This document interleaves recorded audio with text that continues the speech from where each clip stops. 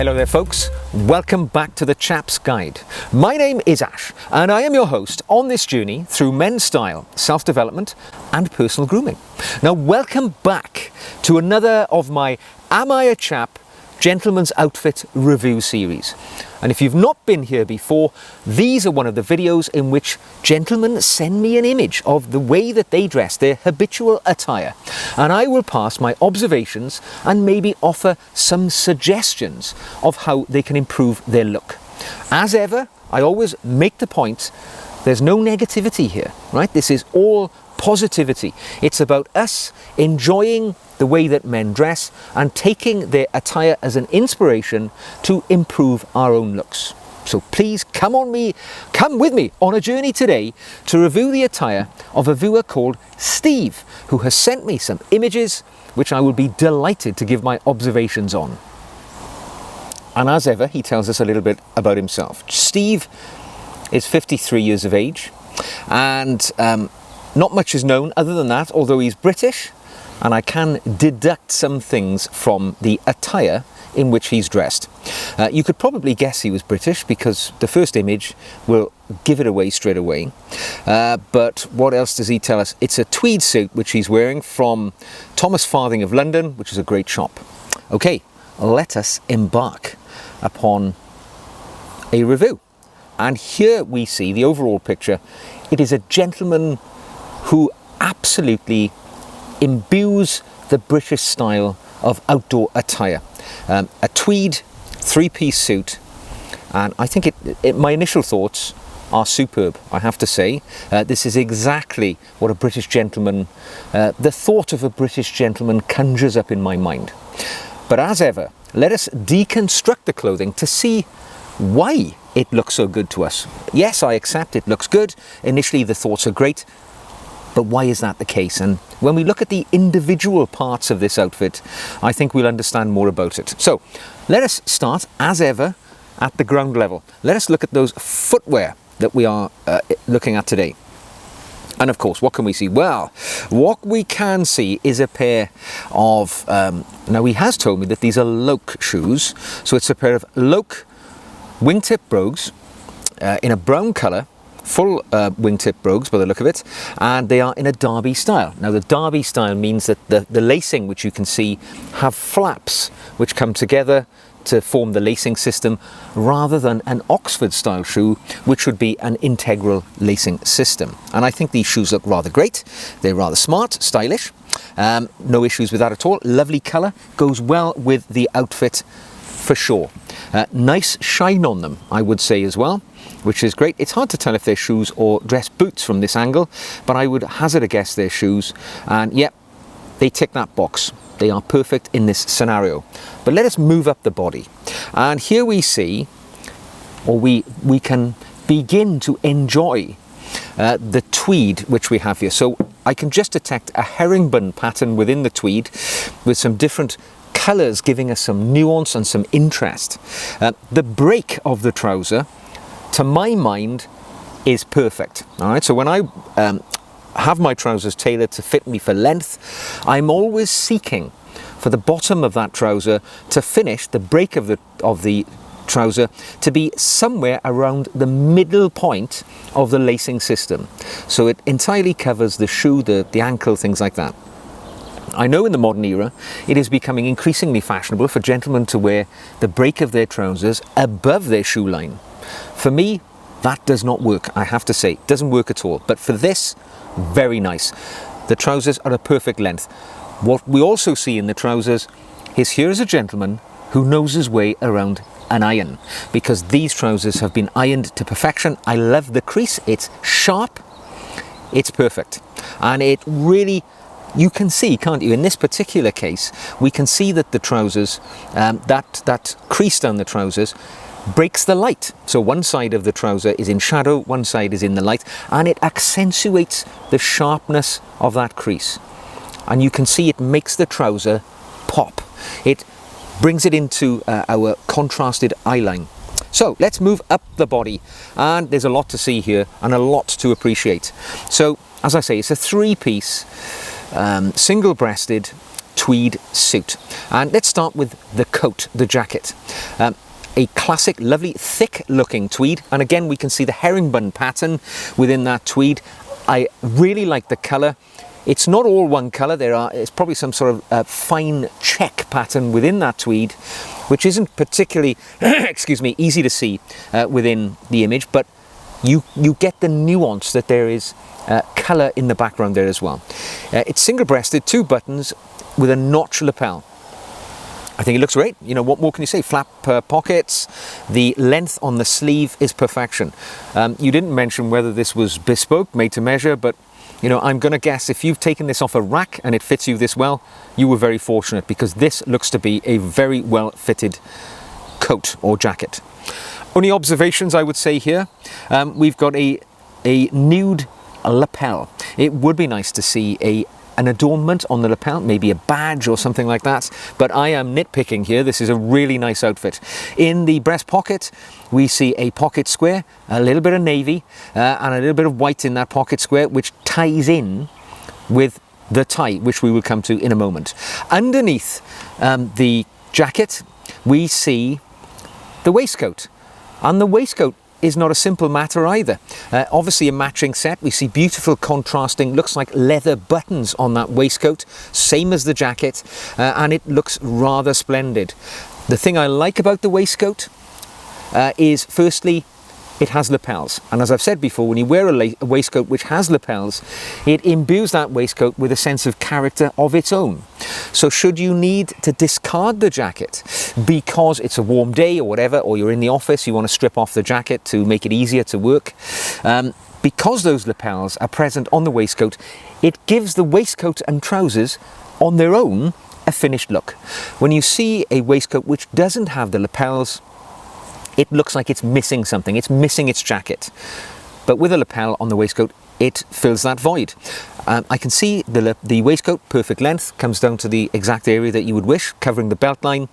Bottom button undone in the standard waistcoat protocol, but also wearing a pocket watch, and we can see the chain just through one of the buttonholes. Very attractive gold colour, gold, my favourite metal, so it always draws my eye, and it is a fine addition to the outfit. Some might say a little bit extravagant, a little bit old-fashioned. For me, an interesting and daring addition to the outfit.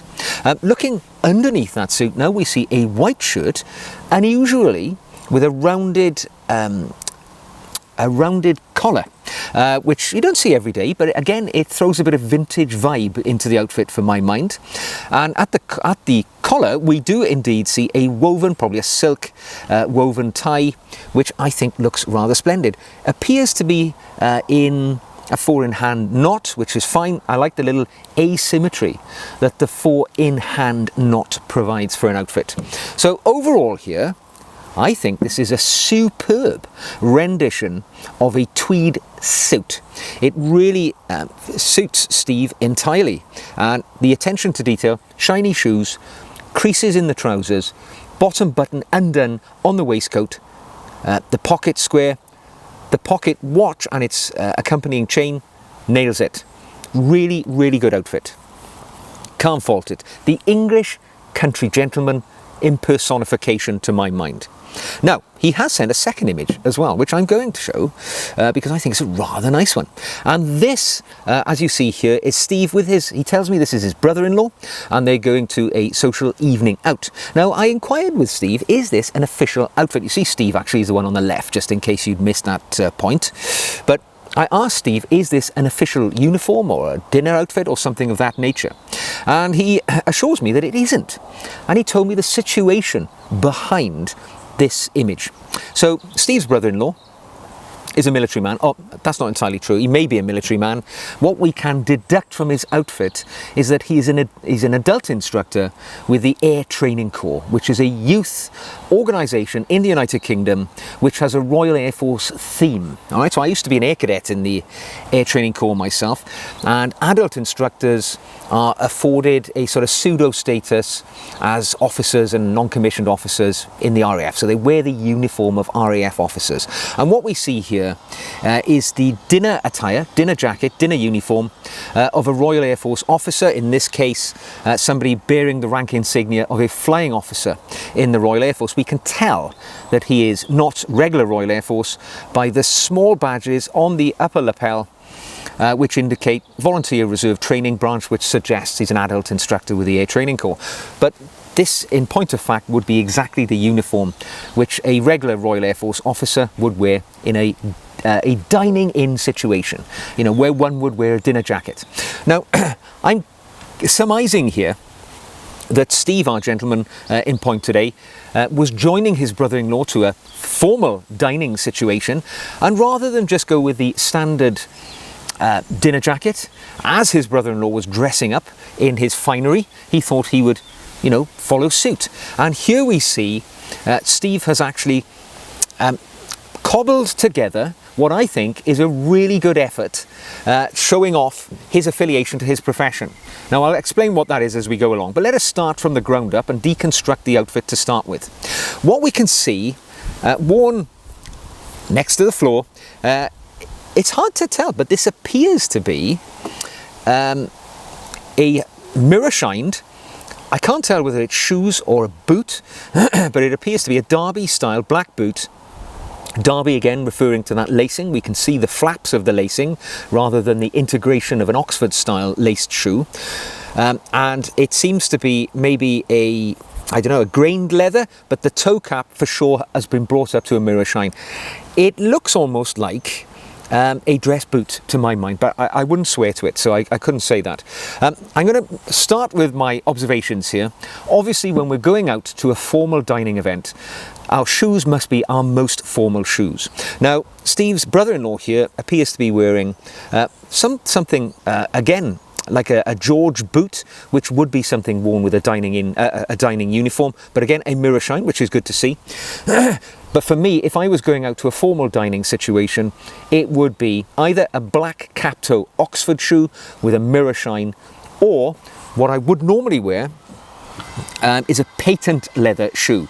You know, all over, patent shine, it's what one would expect. So that's observation there. This appears to be a shoe or boot which is maybe incongruous with the rest of the outfit. But moving up the body, let's have a look at the trousers. A black trouser, I can just detect a good crease in that trouser. The break of the trouser, I don't know, it just doesn't seem to look entirely right to me, whether the trouser has got a wide bottom on it, but I don't know, it just doesn't seem to look entirely right. But it's, you know, it's probably maybe the angle in which he's standing, we'll give him that. Looks like a pleated trouser, but let's be honest, the trouser is not really drawing our attention here. It's what's on the upper half of the body. And what we see on the upper half, let us start with the jacket. It appears to be a black director's style jacket. So director's style will have the tail at the back, so a tailcoat in effect. It has a shawl collar. And I say a director's style because we can see the little peaks on the front, which would suggest it's a director's or tailcoat, which we would not expect to see with, say, a dinner jacket, which is more of a traditional jacket style. So there we go. Can't see a button fastening, again indicating it would be a director's style or tailcoat. Moving up the jacket, though, what really brings to our attention is the badges and the emblems on the outfit. So we can see by looking at the medals worn at the left breast, 3 medals displayed, and I'll explain to you what they are from left to right. So on the left hand side we have the Queen's Golden Jubilee Medal, which was issued to members of the military, reserve forces, cadet organisations, the emergency services, to celebrate Her Majesty Queen Elizabeth II's 50th Jubilee or anniversary on the throne. The second, or the middle medal, is the Diamond Jubilee Medal. Again, same situation, but for the 60th anniversary of Her Majesty the Queen. And finally, the medal on the right indicates that the wearer has served at least 20 years service as a regular member of the British Police Service. That's the British Police Long Service and Good Conduct Medal. So we know now that Steve is either a police officer or a retired police officer. And this is further cemented in our minds by the badges worn at the centre point in those lapels. And that is the constabulary emblem of the Hertfordshire Constabulary in the UK, one of the 43 police forces which make up the United Kingdom Police Service. So we now know a lot about Steve, don't we? But I think it's great that he's displaying them in this fashion, and it really stands out alongside his brother-in-law, I think. Now, under that black director's coat, we see a very stylish, it appears to be a woolen waistcoat. Again, very much in keeping with the military-ish theme that we've got going on here.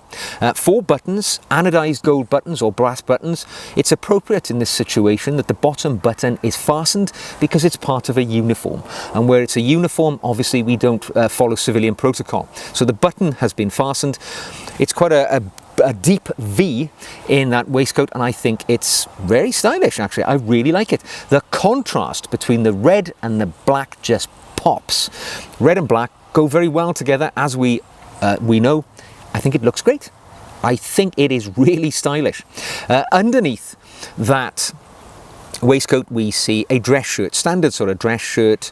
It has a hidden placket so you can't see the buttons, but you know, you can see the patterning in the shirt. I have one very similar myself, which I often wear with a dinner jacket, which I think is stylish. It adds more interest to one's outfit. And at the neck, a hand-tied bow tie.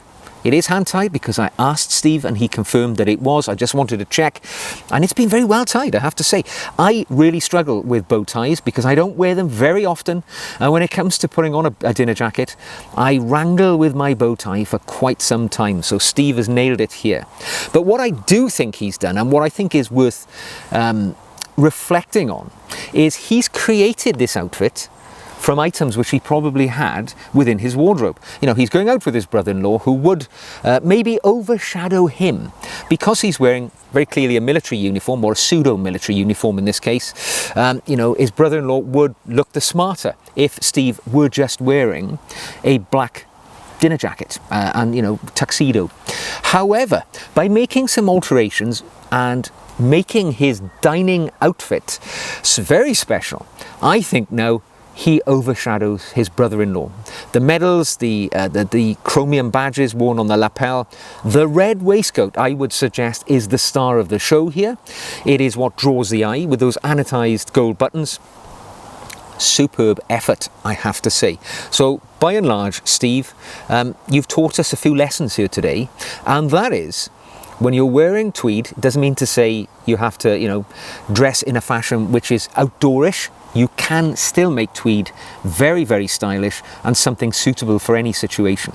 And that tweed suit of yours absolutely delivered that. But the main lesson for me is that don't be hog-tied to convention. All right, what we've seen in this outfit is that you have created something from individual pieces in your wardrobe, and you've turned it into what is, in essence, a sort of quasi-uniform, displaying, you know, your medals, for instance. Medals, people don't wear them enough. If you hold medals, they've been awarded by the monarch. I think it's something you should be proud to wear, and in this case, utterly appropriate and very smart. And the badges indicating your affiliation with the police service, again, it's going to start many conversations, isn't it, during the evening. People are going to come up to you and say, what is all that about? And it's just going to be the starter of a conversation with many people. So there we go. I think, Steve, you have delivered a masterclass in how to dress for a dining out evening and in tweed. So thank you so much for writing, sending those images. You've really taught me a few things there and given me a bit of confidence, perhaps, for the next time I need to go out to a formal dining event, which will be in just 2 weeks for me. So maybe I'll chance my arm and try something different. If you have all enjoyed watching me review Steve's images today, you can also participate in the Am I a Chap series by sending me an image or images of your habitual attire, and I will pass my observations and my thoughts and views. Now, what you need to do is send me a whole image, just like Steve did, from foot to head, in as much detail as possible, the best definition you can. That will give me the best chance possible of giving you a useful review. And you can send those images to my email address, which you will find in the About section on the main YouTube page. Now, if you've enjoyed this video and you've appreciated Steve's style, please give the video a thumbs up. If you'd like to see more like this, click the red button come on the journey with us as a subscriber. And if you'd like to support the channel, of course you could buy me a coffee. Simple way of helping me keep these videos coming, and you'll find the notes on how to buy me a coffee in the show notes below. So until the next time, be like Steve and have the confidence to stride through life as a very smart man indeed. You will find doors are thrown open, and you will have a whole new world of respect from people that was never there before. So until the next time, take care of yourselves, and I will see you again very soon.